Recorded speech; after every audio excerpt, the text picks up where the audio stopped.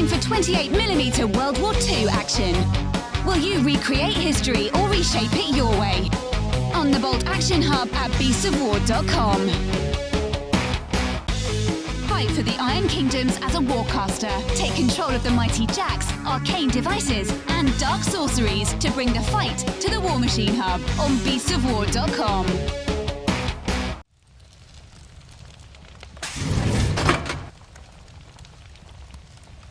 So, hi everybody, I have been joined by Michael from CMON, and today we are having a look at the Starks. So, Michael, I want to actually find out a bit more about this faction from the game and see how they play on the tabletop. So, is there any key factions or key units that really stand out for this force? So, the Starks overall have a focus of being an aggressive, assault-based force. They're definitely going to have much more prowess on the field of combat versus the political board, which you'll find more like the Lannisters. So the Starks don't win through just raw aggression on the battlefield versus manipulation of, politics and things like that. Their standard unit that we have here is the Stark Sworn Swords. So that'll be these guys. If I Yes. knock Bannerman down. I'll put this back up. So these are the guys here. Yep.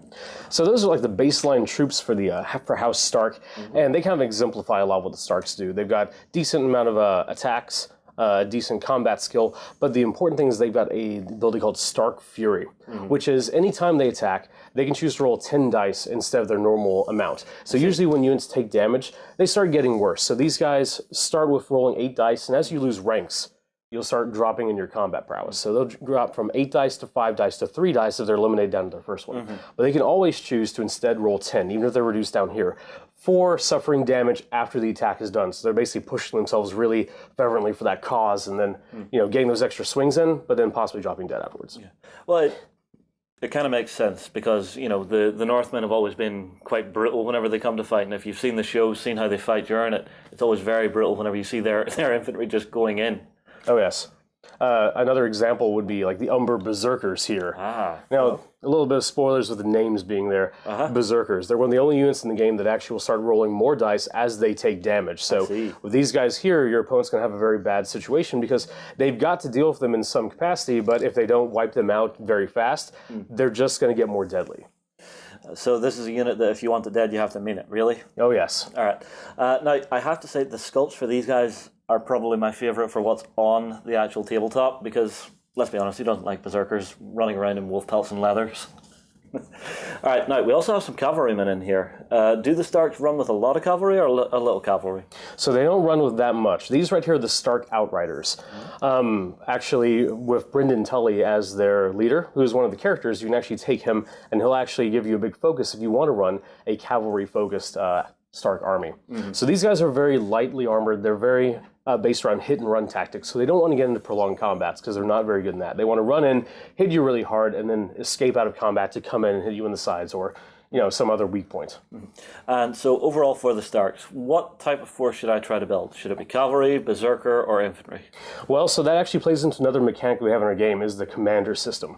So depending on who you choose as the commander of your army, and so for here example Robb Stark, he's going to add specific tactics cards to your tactics deck, making up a full third of it, and that's actually going to dictate how your army plays. So if you want to run a army that is very maneuver based and has a lot of kind of movement shenanigans where like, oh, you're going to charge me, I'm going to reposition myself, or I'm going to get flanking maneuvers. That's Robb Stark's entire battle plan.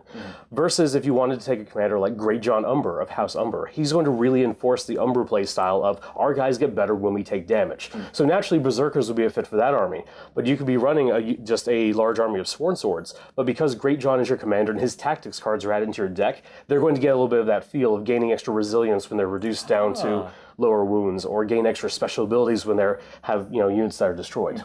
So it sounds like the game is built to be very, very flexible for people's playstyles then, so you can tailor the force to what you really, really like. Absolutely. Just by switching out your commander, you can be playing the exact same army with the same units as your opponent, but you'll have a drastically different playstyle. Now, of course, there's an overarching feel for each of the armies, like I said, with the Starks being a mobility and aggression focus, but even within that, you've got your different sub-playstyles that you can build around. And for someone just beginning out, would you have a preferred beginner commander for them? So I would say in the starter box alone, you're going to get Great John Umber and Robb Stark. So you're going to get those two drastically different play styles there. Of the two, I would say that Robb is probably going to have a little bit of a higher learning curve just because his is positioning based, and that's something that you're going to gain through experience. Great John, your guys are going to get better as they take damage, so it's a little more forgiving because you can be losing and like, okay, my guys are just better now. Okay, makes a lot of sense. Well, are there any other key things from the Starks that you're wanting to mention for everybody out there that you think they need to know? So the other aspect is when we're talking about the political board and your non-combat characters. So example, if you're going to run figures like Catelyn Stark or Sansa Stark, just some options there. Most of the Stark non-combat characters are based around buffing their units. Like Catelyn here, for example, you can, when she goes onto the tactics board, you can, her card will allow you to influence a friendly unit, and they'll gain boost to their morale, which is represented by the ability here, family, duty, and honor, which are the words of the House Tully. Meanwhile, you've got Sansa Stark, where she has a once per game ability, where she can get back a tactics card with her repeating the words. This represents her when she's just at the very start of learning how the Game of Thrones politics and everything works, and just learning how to play the game. So she doesn't do anything on her own, but she watches people, and so she can mimic that pretty well. I see. But the Stark non-combat characters have a very strong focus on buffing their own units. So setting them up early in the round to gain those buffs to have the advantage later on in the round is one of the strategies to use there as well. I see. And for this particular force, is there any aspect of it that a player needs to be careful of? Is there any weaknesses that an opponent might want to exploit that they need to watch out for? So being that you're an aggressive style force, you don't have a lot of staying power in combat, you really want to get that kind of initial alpha strike in and really hit them hard. Because your Berserkers and your Sworn Swords only have average armor. Actually, your Berserkers here have none because they're Berserkers. Why would a Berserker ever carry armor? But so one thing you want to avoid is you don't want to get into any prolonged combats. You want to get in there, beat the enemy, and then move on to the next fight. All right, fantastic. Well, Michael, thank you very much. Everybody, if you're interested in the Starks, get your comments in below. We'll move on. We'll see you in the next one. Go ahead and check out our other content on screen now, and be sure to check out beastsofwar.com for the latest gaming news and gaming Let's Plays. And while you're at it, why not hit subscribe and remember to ding our dong. Go on, you know you want to click it. Go on.